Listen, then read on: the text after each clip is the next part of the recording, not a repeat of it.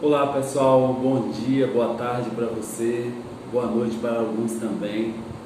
Nós estamos aqui novamente para dar continuidade ao nosso estudo sobre mentores espirituais. Essa aqui é a quarta parte do estudo. Achamos que com mais alguns minutos nós conseguimos terminar esse estudo, de uma sequência que nós temos feito. É mais uma vez um prazer imenso estar aqui com vocês. Nós paramos na parte 3, essa é a parte 4, nós paramos na questão 517, hoje vamos dar continuidade a partir da questão 518. Eu vou ler a questão 518 e 519 para nós darmos apenas uma resposta, já que elas estão muito conjugadas, vamos entender o porquê. E Allan Kardec pergunta assim: assim como são atraídos pela simpatia para certos indivíduos, são igualmente os espíritos, por motivos particulares, atraídos para reuniões de indivíduos, para grupos de indivíduos, O que Kardec quer saber nessa questão? Que do mesmo jeito que um indivíduo atrai por simpatia um espírito para ser seu protetor, pode um grupo de pessoas, um agrupamento, uma associação, um conjunto de pessoas atrair também para ser protetor desse grupo um espírito por simpatia às características afins desse grupo? Essa é a 518, vamos ver a 519. E aí ele pergunta assim: as aglomerações de indivíduos, como as sociedades, as cidades, as nações, têm espíritos protetores especiais? Tanto para 518 para 519, nós vamos ver que a resposta é sim. Porque do mesmo jeito que uma pessoa atrai o seu espírito protetor por alguma simpatia, pode atrair por alguma simpatia, os agrupamentos de pessoas também podem. E ele ainda diz assim mesmo, que as cidades, as sociedades, os países têm espíritos protetores especiais, e ele diz: tem, pela razão de que esses agregados são individualidades coletivas que, caminhando para um objetivo comum, precisam de uma direção superior. Ou seja, através dessas duas questões nós podemos saber, além de vários outros relatos que nós temos de diversos outros livros e estudos, que os países têm protetores, que o planeta Terra inteiro tem protetor, que as cidades têm protetores, que os estados dentro dos países têm protetores, não é? Um bairro pode ter protetor, a casa tem protetor, a família tem protetor. Todos esses agrupamentos de pessoas podem ter protetores, atraindo esses protetores pela simpatia. O Allan Kardec recebe uma ressalva dos espíritos dizendo assim: olha, não acreditem, não levem a sério espíritos que se dizem protetores de raças, protetores de agrupamentos que defendem posições de separação da sociedade. Existe um espírito que é protetor dos negros e um espírito que é protetor dos brancos. Pode até existir um espírito que se diga protetor desses grupos raciais, mas não levem a sério esses espíritos, porque eles não são espíritos superiores. Os espíritos superiores nunca levantam bandeiras que separem tanto os seres encarnados como os seres desencarnados. Eles não tomam partido dessas divisões, somente espíritos inferiores que fazem isso. A mesma coisa é dizer, há um espírito protetor do exército A, espírito protetor do exército B. Não existe espírito protetor de armas, de guerras, de exércitos que visam levar a morte a outros povos. Toda vez que esses espíritos são protegidos, e eles podem ser protegidos, eles são protegidos por espíritos inferiores. O bem nunca toma partido em nenhuma ideia que leve o sofrimento ou o mal a alguém. A gente deve ter isso como um parâmetro para nosso entendimento e discernimento. E aí na 520 ele diz assim: os espíritos protetores das coletividades são de natureza mais elevada do que os que se ligam aos indivíduos. Ele está perguntando, por exemplo, um protetor de um país, eles têm uma ordem mais elevada do que um espírito que protege uma pessoa, por exemplo. E ele diz, a resposta é: tudo é relativo ao grau de adiantamento que se trate de coletividades, quer se trate de coletividade, quer se trate de indivíduos. Ou seja, tudo é relacionado ao nível de evolução de um determinado indivíduo ou de uma determinada coletividade. Nós sabemos que São Luís era um espírito protetor de Allan Kardec. Era um dos espíritos que ficavam muito próximo a Allan Kardec, ajudando a obra. Tanto é que há muitas questões, muitas coisas que Kardec produziu, passou pelas mãos de São Luís. São Luís é um dos espíritos que protege, por exemplo, a coletividade da França. O espírito que protege a França inteira é Joana d'Arc, mas um dos outros protetores da França é o espírito de São Luís, que foi rei da França, inclusive. Então, nós vemos que o espírito pode ser protetor de uma coletividade, pode ser de uma pessoa, mas pode acontecer que uma pessoa seja tão evoluída, um missionário encarnado, que ele tenha um protetor que tem um nível espiritual mais elevado do que o protetor de uma coletividade, de um país, de uma cidade, de um estado, de um bairro, de uma família. Porque tudo, como eles estão dizendo nessa resposta, está relacionado ao grau de evolução do indivíduo e da pessoa. Mas o interessante dessa parte do estudo é entender que os agrupamentos têm protetores, desde que essa proteção não esteja ligado a nada que incite ao mal, que vá contra uma lei divina.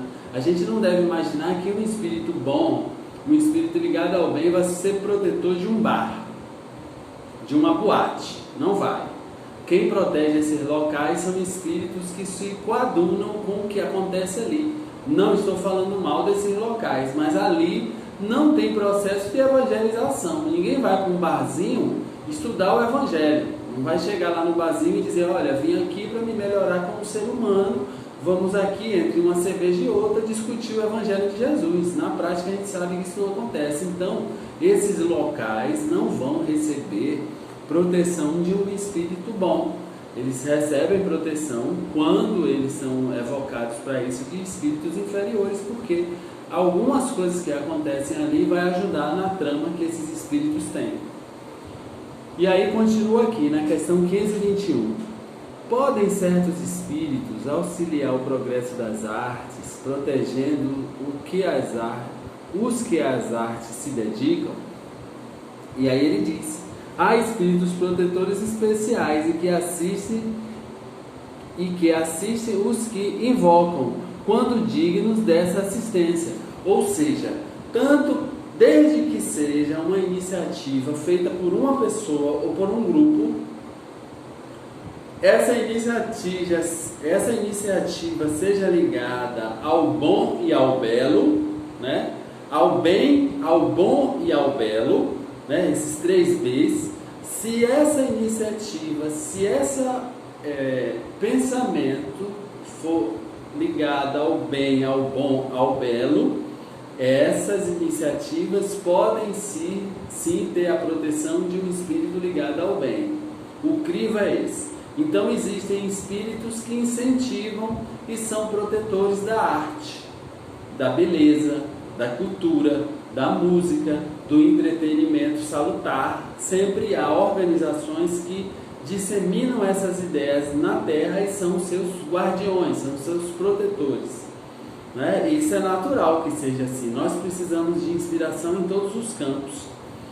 Eu gostaria de finalizar o nosso estudo, essa é a última parte, né? Nós estamos até planejando fazer uma palestra sobre esse tema, né? E vamos comunicar no momento oportuno, mas eu gostaria de finalizar esse capítulo aqui, esse estudo, falando sobre a doutrina dos mentores, que é uma parte desse capítulo que o espírito de São Luís e Santo Agostinho, né, eles falam a partir da questão 495, eles falam sobre a doutrina dos anjos guardiões. Eu grifei alguns trechos desse texto, né, que fica na questão 495, eu recomendo todo mundo ler esse texto. É um texto pequeno, de 2 páginas apenas, que eu vou apenas analisar uns pequenos trechos, porque esse trecho é tão profundo, ele é tão esclarecedor sobre esse nosso estudo, que ele até nos incentiva a fazer um aprofundamento disso numa palestra, só desse capítulo, desse texto, melhor dizendo. Onde ele diz mesmo assim, não é do início que eu vou ler, eu vou apenas pegar alguns trechos para a gente ver quanto conteúdo interessante tem nesse texto. Ele diz assim: eles se acham ao vosso lado por ordem de Deus. Foi Deus quem os colocou, e aí, permanecendo pelo amor de Deus, desempenha bela, porém penosa missão. Por que ele coloca essa penosa missão? Por tudo que nós falamos até então. Como é difícil se comunicar do lado de lá para cá. Chico falava, Emmanuel, quando ele chamava a atenção, o mentor de Francisco Cândido Xavier, falava com ele: um dia você vai estar do meu lado e você vai perceber como é difícil inspirar quem está encarnado. Porque quando nós estamos aqui, nós estamos envoltos de materialidade mais densa, não é? Então, o que acontece? É difícil perceber e acreditar nos pensamentos que os bons espíritos nos incentivam, nos sugestionam. Muitas vezes nem percebemos essas sugestões, e quando percebemos, nós achamos que elas são pensamentos nossos, e aí nós descartamos. Então aqui ele diz penosa missão por esse motivo, porque é difícil para quem está encarnado, e quanto mais material é a pessoa, quanto menos espiritualizada ela é, mais difícil é se comunicar com o benfeitor. Então, se materializar é penetrar demais na carne, é viver demais os prazeres da carne, alimentações grosseiras, hábitos nada salutares, falta de atividade física, falta de meditação, alimentação pesada, sem hábito de pensamentos edificantes, sem meditação, sem nada disso, a pessoa fica muito entranhada na carne, e aí ele fica mais difícil a espiritualidade conseguir se comunicar. Enquanto a pessoa que se espiritualiza, busca hábitos salutares, meditação, atividade física, alimentação frugal e saudável, a pessoa se desprende mais do corpo físico e o perispírito tem mais liberdade, pensamentos bons, reforma íntima, tudo isso nos desliga mais da matéria e nos permite ficar mais acessível ao plano desencarnado. O contrário nos prende mais aqui e nos torna menos acessível lá. E é penosa por isso, porque é difícil se comunicar e é difícil também dar conselho para uma pessoa que não quer aceitar os conselhos. E aí ele vem aqui e continua: sim, onde quer que estejais, estarão convosco. Nem nos cárceres, nem nas prisões, nem nos hospitais, nem nos lugares de devassidão, nem na solidão estáis separados desses amigos, a quem não podeis ver, mas cujo brando influxo vossa alma sente, ao mesmo tempo que lhe ouve os ponderados conselhos.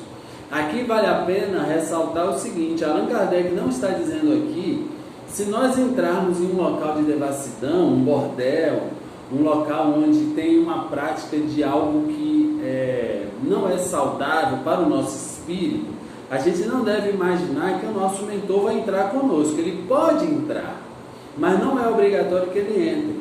O mentor está ligado a nós energeticamente. Qualquer coisa que aconteça conosco aciona um alarme, ele pode vir ou pode ver o que está acontecendo mesmo à distância. Então a gente deve pensar ele estar comigo psiquicamente, não necessariamente fisicamente.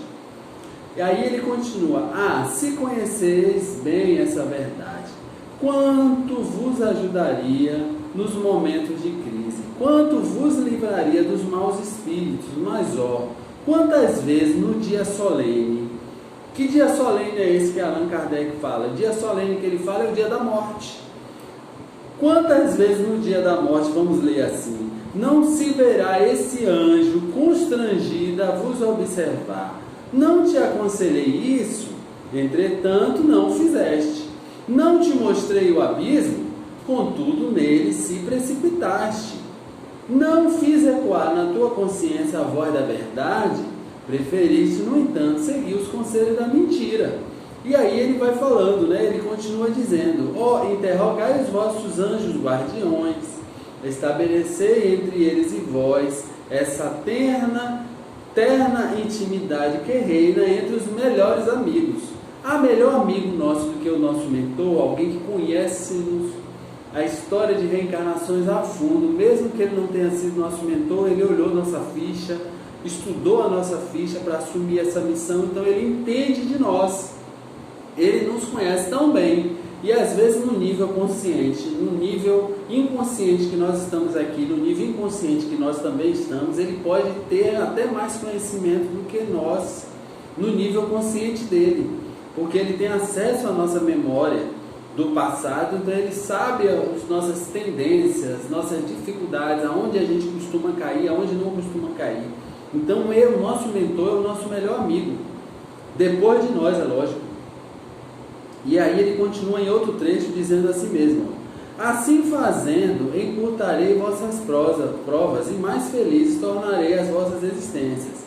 Vamos, homens, olha que chamada ele fala. Vamos, homens e mulheres, coragem, de uma vez por todas, lançai para longe todos os preconceitos e todas as ideias preconcebidas, entrai na nova senda que diante dos passos vos se abre, caminhai, tende guia, segui-os, que a meta não vos pode faltar, porquanto essa é a meta do próprio Deus.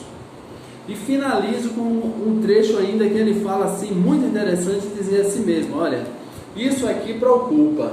Esse texto é preocupante, porque eu senti pena, quando a gente estuda isso aqui, a gente sente pena dos anjos guardiões, dos mentores, dos protetores, sabe por quê? Olha o que Santo Agostinho aconselha.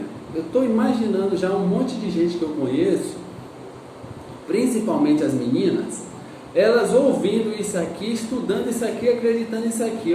Vai ter muito mentor espiritual que vai perder o cabelo, vai ficar igualzinho a mim, porque ele diz assim, ó: não receie de nos fatigar com as vossas perguntas.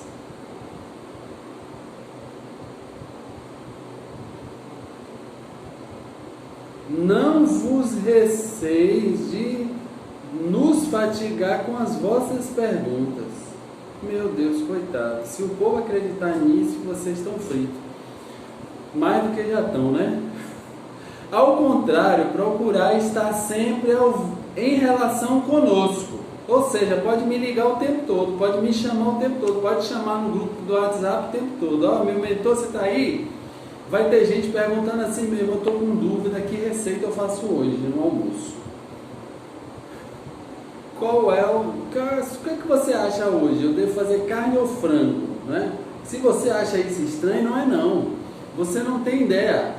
Faz atendimento fraterno de uma casa espírita durante alguns anos, que você vai ver se eu estou exagerando. Vai numa casa espírita e participa da recepção fraterna, que você vai ver se eu estou exagerando, as perguntas que nossos irmãos nos fazem. Né? Embora esse serviço não seja para responder perguntas, mas nós ouvimos as perguntas, né? Não tem problema nenhum. A gente está ali não para julgar, para acolher, mas que são curiosas são, as pessoas perguntam tudo. São essas comunicações de cada um com o seu espírito familiar que fazem que sejam médium todos os homens, médios ignorados hoje, mas que se manifestarão mais tarde. Ele querendo dizer que todo mundo tem essa capacidade de falar com o seu mentor, todo mundo tem. Ou seja, por quais recursos o médium, ou melhor, quais recursos o encarnado tem para usar e se comunicar com o seu mentor? Vamos para a pessoa que não tem mediunidade nenhuma. Ela só tem de faculdade medianímica a intuição, que na minha opinião é a faculdade mais poderosa de todas. A intuição é poderosíssima. Allan Kardec só tinha a intuição e ele fez isso aqui só. Só essas obras que mudaram, estão mudando e vão mudar cada vez mais a história da humanidade. Só com a intuição ele fez a codificação do Espiritismo. Só isso. Então, e nós temos muitos outros exemplos de pessoas que só com a intuição fizeram obras que transformaram a humanidade. Então nós temos a intuição, para fazer essa comunicação, uma intuição que é aquela voz que fica insistentemente falando, ó, você tem que fazer aquilo, ó, não esquece de fazer aquilo, tá? Não esquece, fica martelando assim mesmo, igual eu tô aqui na mesa, ó, aí volta, 2 horas depois, 2 dias depois, 1 dia depois, ó, e aquele negócio esqueceu, ó, essa é a intuição. E nós temos também a intuição falando, ó, não faz isso, não continua fazendo isso, isso vai dar problema, ó, essa vozinha é o nosso mentor, o nosso protetor, o nosso anjo da guarda, como você quiser chamar, apertando um botão lá, ele aperta insistentemente uma sirene, e a sirene vai tocando na nossa cabeça e a gente pensa que esse pensamento é nosso, é uma autocobrança, que não deixa de ser, mas ela não saiu somente de nós, ela vem de uma origem e essa origem é o mentor, o protetor, anjo da guarda, ele vai apertando o botão lá insistentemente, até não ter mais o que fazer. Quando não tem mais o que fazer, o mentor diz, se ele exportar o botão não adianta mais apertar, porque já aconteceu aquilo que eu avisei que ia acontecer, tanto para o bem como para o não bem. Então, agora vamos apertar outro botão. Vamos ver se na próxima a pessoa ouve. Então, essa é a forma mais nítida, a comum que todo mundo tem. Aí, se a pessoa tem mediunidade ostensiva, tem evidência, clarividência, né, audiência, clareaudiência e várias outras faculdades medianímicas, aí o mentor se comunica com mais exatidão ainda, mas não pense quem não tem que você não tem recurso, que isso é uma desculpa que não cola.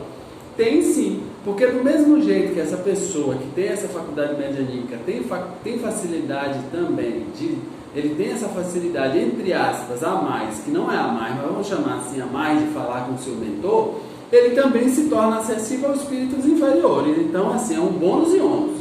Nós não podemos usar isso como desculpa, eu não tinha clarividência, por isso que eu não ouvi o mentor. Não vai colar, só precisa da intuição. As outras são plus a mais para aquele que tem um plano reencarnatório mais complicado, precisou ter essas faculdades medianímicas, então o mentor pode usar. Mas isso também não facilita, porque independente da intuição, independente das outras faculdades medianímicas, se a pessoa não quiser acreditar, não adianta. Pode colocar um outdoor em uma rodovia que a pessoa não querendo acreditar não vai entender. Pode colocar o outdoor lá dizendo mesmo assim, olha fulano, eu sou o seu mentor, eu preciso que você preste atenção em tal problema para você resolver isso, porque lá na frente você vai precisar ter resolvido isso hoje, senão isso vai te dar a maior dor de cabeça. Assinado mentor de Flávio Luiz Pereira da Purificação. E aí, se o Flávio não quiser acreditar nem no outdoor, ele vai dizer assim mesmo, ele vai dizer, esses meus amigos são muito palhaços. Olha para isso, que brincadeira sem graça. Tiveram a loucura de pagar um outdoor para fazer uma brincadeira comigo. Tá vendo que meu mentor não ia fazer isso? Não faz sentido, ou seja, não adianta, se a pessoa não quiser acreditar, não adianta, ele pode fazer seta, pode pagar aviãozinho para passar com aquele rabinho e com a mensagem lá, se a pessoa não quiser acreditar, não vai acreditar. Então a gente precisa desenvolver, para conversar com o nosso mentor, a fé. Desenvolve a fé, acredita em si mesmo, acredita em Deus, né? Porque para acreditar em Deus tem que acreditar em si mesmo primeiro. Acredita em si mesmo, acredita em Deus, e aí a gente vai conseguir ouvir essa voz que nos ajuda diariamente. Não tem um dia que o nosso mentor não fale conosco, não tem, vou repetir, não tem um dia que o nosso mentor não fale conosco. Agora nós podemos passar anos sem ouvir o nosso mentor, tá? Então é desenvolver a fé, desenvolver a fé em si, fé em Deus e aceitar as sugestões, porque eu sempre digo para as pessoas, tome muito cuidado quando nós fizermos perguntas aos nossos mentores. Tomemos muito cuidado. Por quê? Eles nunca vão dizer aquilo que a gente quer ouvir. Eles vão dizer sempre aquilo que a gente precisa ouvir. Então, muito cuidado e lembremos do ensinamento de Jesus. Buscai e achareis. Batei e abrir-se-vos-á. Saiu. Então, a gente tem que ter fé e exercício para poder conseguir se comunicar com esses espíritos benfeitores.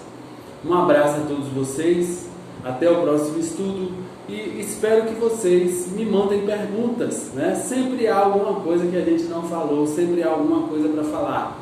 Conto com a pergunta de vocês. Cliquem aí no se inscrever no canal para nos ajudar a divulgar mais a doutrina espírita. Clique no joinha e um abraço a todos vocês.